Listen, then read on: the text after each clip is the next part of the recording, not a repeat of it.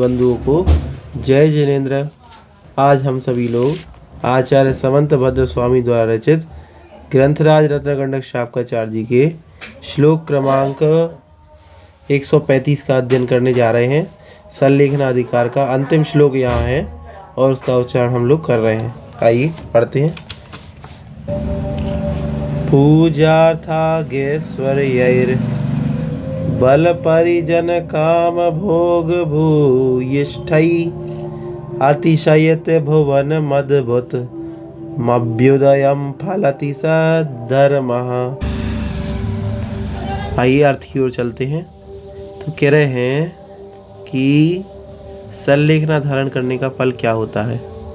तो कह रहे हैं पूजा, संसार में पूजा मिलती है मतलब सम्मान मिलता है।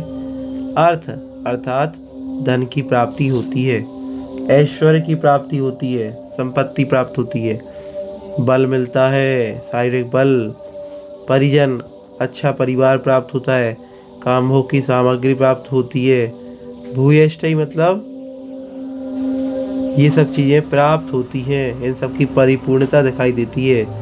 और अतिशयत मतलब आश्चर्यचकित कर देने वाले, ठीक है, भुवन में मतलब संसार में, आश्चर्यचकित करने वाले संसार में अद्भुत, ठीक है, अद्भुत अभ्युदय को, अभ्युदय मतलब सुख को, फलति मतलब प्राप्त करता है।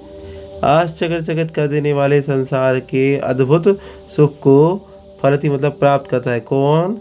सद्धर्मा, जिसने संलेखना रूपी धर्म से यह सब प्राप्त किया है, अर्थात संलेखन रूपी धर्म का पालन करने के बाद यह फल प्राप्त किया है, वह जीव ये सब कुछ प्राप्त करता है।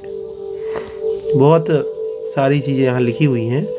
पूजा मतलब सम्मान, अर्थ मतलब धन, ऐश्वर्य मतलब ऐश्वर्य, बल, परिजन मतलब परिवार, काम भोग, भूयिष्ठ मतलब ये सब परिपूर्ण रहते हैं, इनकी अधिकता रहती है।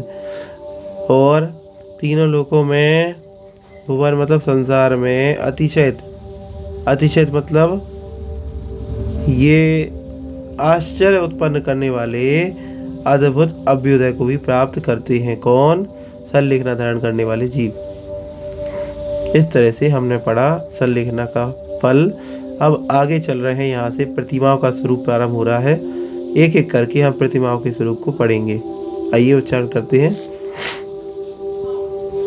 श्रावक पदानि देवै रेकादश देशितानि येषु खलु स्वगुणाः पूर्वगुणैः सह संतिष्ठन्ते क्रम विवृद्धाः। इस तरह से उच्चारण हुआ। अब अर्थ की ओर चलते हैं।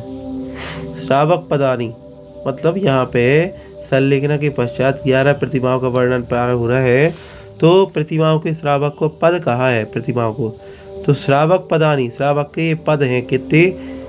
एकादश, ये लिखा है एकादश, 11। और देवई मतलब जिनेन्द्र देव ने, देशितानि मतलब कहे हैं।